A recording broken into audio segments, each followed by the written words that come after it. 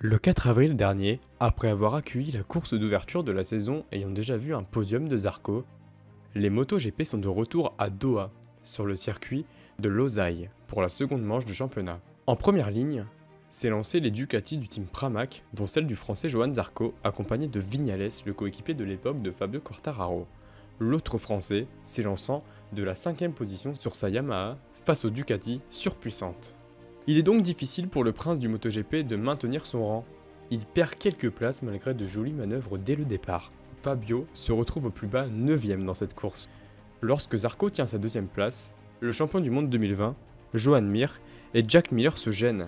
Fabio progresse et double ses deux pilotes et se bat jusqu'au bout du Grand Prix.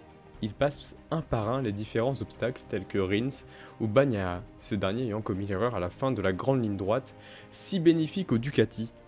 Fabio parvient à se battre jusqu'au bout et dépasse l'autre français, Johann Zarco, qui était jusqu'à ce moment toujours 2ème, et le coéquipier de ce dernier, le jeune Jorge Martin, lui dérobant alors la première place.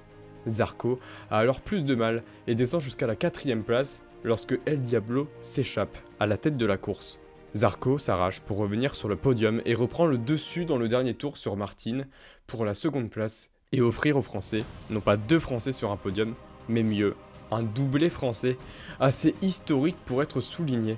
Le dernier doublé français, en catégorie reine, remonté à 1954, 67 ans auparavant.